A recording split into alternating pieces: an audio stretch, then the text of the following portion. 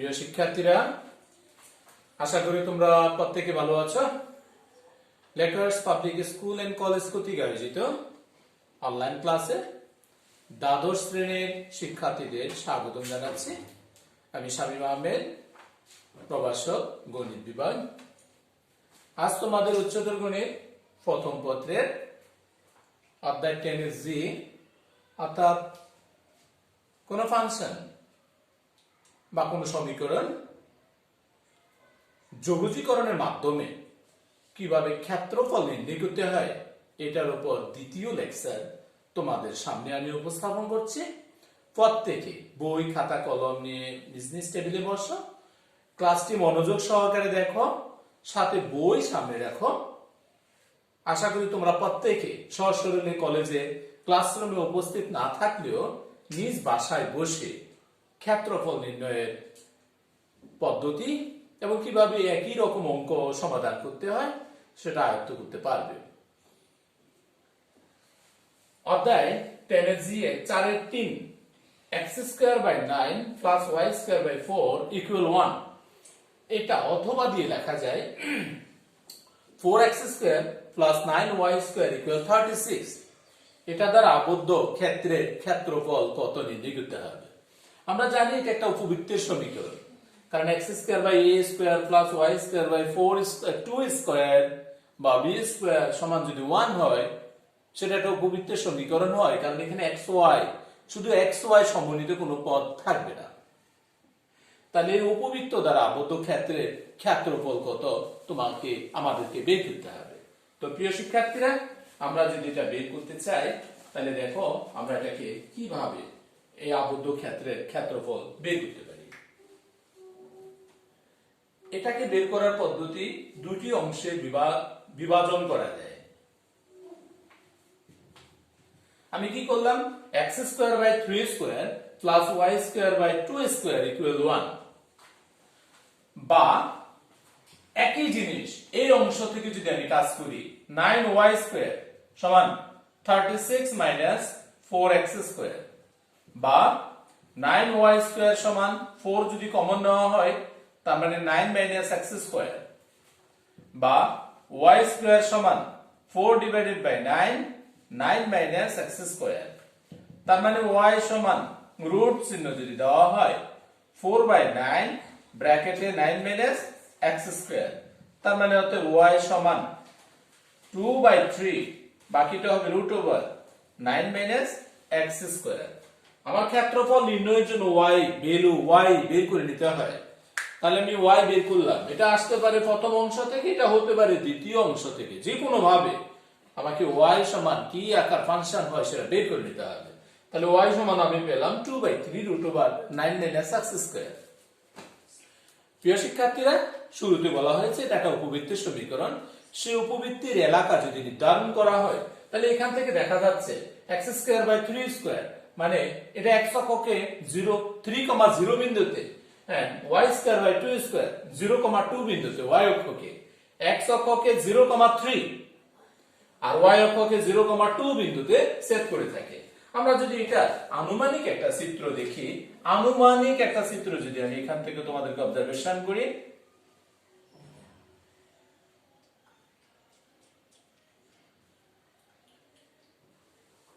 হলো x অক্ষ, এই হলো y অক্ষ, অর্থাৎ এখানের বিন্দুটা হবে 3,0।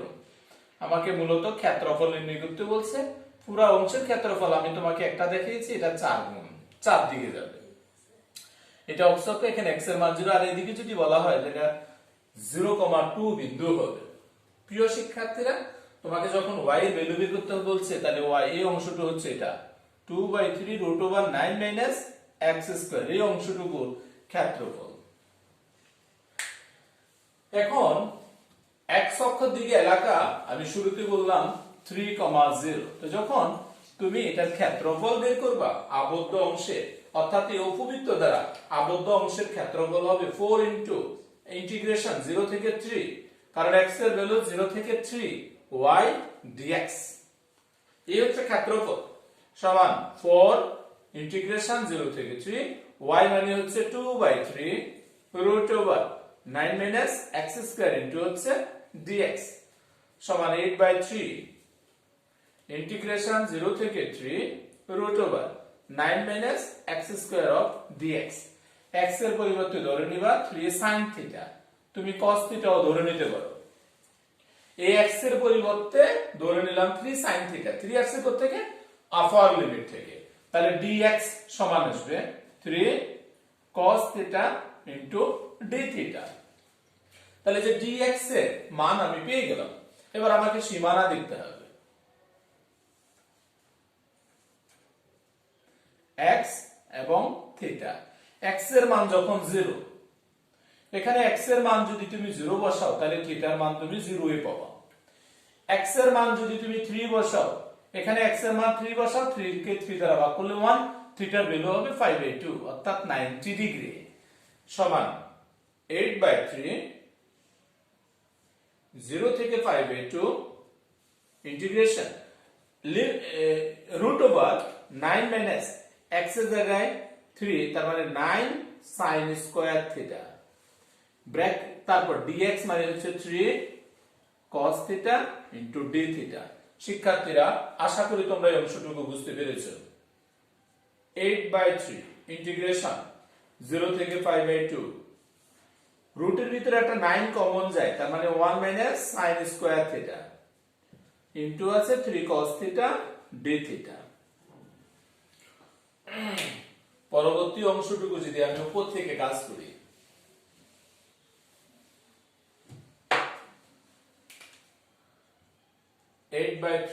ইন্টিগ্রেশন 0 থেকে 5/2, রুটের ভিতরে 9 মাইনাস 3, রুটের ভিতরে 1 মাইনাস sin স্কয়ার থিটা মানে cos স্কয়ার থিটা, স্কয়ার রুটে কাটা যাবে, তার মানে 3 cos থিটা, সামনে আছে 3 cos theta into d theta সমান 3 3 9, তাহলে 8 ইনটু 9 ডিভাইডেড বাই 3 ইন্টিগ্রেশন 0 থেকে 5/2 থাকতেছে cos square theta into d theta.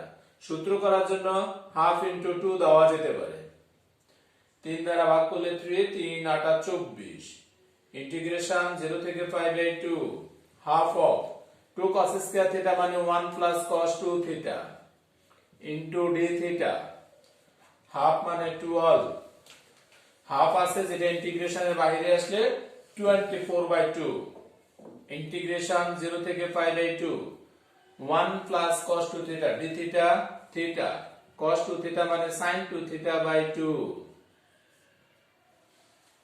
প্রিয় শিক্ষার্থীরা, আমি একসাথে ইন্টিগ্রেশনের কাজ যখন করে ফেলেছি, এই লিমিটটা উঠে যাবে, লিমিটটা হবে থার্ড ব্র্যাকেট দিয়ে 0 থেকে 5/2 সমান, আমি যদি কাজ করি 12। এখন এই অংশে তুমি যদি মান বসাও, আপার লিমিট এবং লোয়ার লিমিট, আপার লিমিট বসালে 5/2, তারপর plus half of sin 5, lower limit 0 মানে পুরোটাই হচ্ছে 0, তার মানে 12 ইনটু 5/2, কারণ sin 180 ডিগ্রি মান হচ্ছে 0, এটার মান হয়ে যাচ্ছে 0, তাহলে 2 দ্বারা 12 কে কাটলে 6 ইকুয়াল 6 পাই বর্গ একক। এই হচ্ছে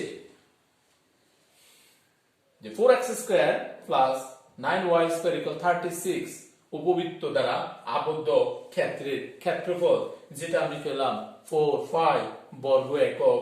এটি হচ্ছে আনসার। প্রিয় শিক্ষার্থীরা, আশা করি যে উপবৃত্ত এটার আবদ্ধ ক্ষেত্রের ক্ষেত্রফল বের করার পদ্ধতি তোমরা প্রত্যেকে বুঝতে পেরেছো এবং খাতায় উঠিয়ে নিয়েছো। শিক্ষার্থীরা, 4-এর 9 নং অঙ্ক দেখাতে বলছে f of x সমান x স্কয়ার এবং x মাইনাস y সমান 0 দ্বারা আবদ্ধ ক্ষেত্রের ক্ষেত্রফল 1/6 বর্গ একক। f of x সমান x স্কয়ার এবং x মাইনাস y সমান 6 দ্বারা আবদ্ধ ক্ষেত্রের ক্ষেত্রফল 1/6 বর্গ একক, এটা আমাকে প্রমাণ করতে হবে। তাহলে আমরা যদি এটা সমাধান করি, প্রথমত ধরে নেব y সমান f of x সমান x স্কয়ার, তার মানে y সমান x স্কয়ার সমীকরণ নাম্বার 1 এবং x মাইনাস y সমান 0, তার মানে y সমান x 2 নং সমীকরণ। তাহলে প্রথমত y সমান x স্কয়ার, যেটা একটা পরাবৃত্তের সমীকরণ। আবার y সমান x, যেটা একটা সরলরেখার সমীকরণ। এই দুটার সমন্বয়ে আবদ্ধ ক্ষেত্রের ক্ষেত্রফল যদি আমাকে বের করতে হয়, আমি যদি আনুমানিক একটি গ্রাফ অঙ্কন করতে চাই, তাহলে গ্রাফটা হতে পারে এরকম। y সমান x স্কয়ারের গ্রাফটা হবে এরকম। তুমি যদি y ইকুয়াল x স্কয়ারের গ্রাফ অঙ্কন করো, তাহলে তুমি y সমান x স্কয়ারের গ্রাফটা পাবা এই আকারে। আবার y ইকুয়াল x, যেটা মূল বিন্দুগামী সরলরেখার সমীকরণ। এই হচ্ছে y সমান x, আর এটা হচ্ছে y সমান x স্কয়ার। y সমান x স্কয়ারের সরলরেখার সমীকরণ, এটা হচ্ছে এই পরাবৃত্ত, আর y ইকুয়াল x এই হচ্ছে সরলরেখার সমীকরণ। এদের আবদ্ধ ক্ষেত্র এই অংশটুকু ক্ষেত্রফল আমাকে কি করতে হবে? বের করে নিতে হবে। তুমি জানো এখানে একটা ছেদিতাংশ রয়েছে, এটা x অক্ষ আর এটা হচ্ছে y অক্ষ। 1 নং ও 2 নং হতে আমরা কি পাই? 1 নং ও 2 নং হতে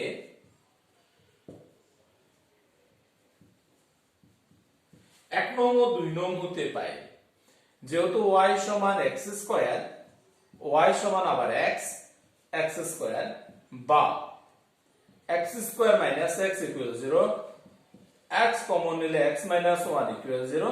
তার মানে এখান থেকে x এর ভ্যালু পাবো একটা 0 আর একটা মান পেলাম আমি 1। তাহলে আমি সীমানাটা পেয়ে গেছি, x এর ভ্যালু 0 এবং 1, অর্থাৎ ছেদবিন্দুটা হচ্ছে 0 এবং 1। তাহলে যখন আমি ছেদিতাংশের পরিমাণ বা ছেদক পেয়ে গেলাম, এখন আবদ্ধ ক্ষেত্রের ক্ষেত্রফল। এবার আমি লিখবো আবদ্ধ ক্ষেত্রের ক্ষেত্রফল ইন্টিগ্রেশন 0 থেকে 1। কি লিখবো এবার? y1 মাইনাস y2, এটা হবে y1 মাইনাস y2, অর্থাৎ x minus x square of dx। এটাকে বলা হয় y1। y1 হচ্ছে রেখা, y2 হচ্ছে বৃত্ত বা উপবৃত্ত বা কনিক।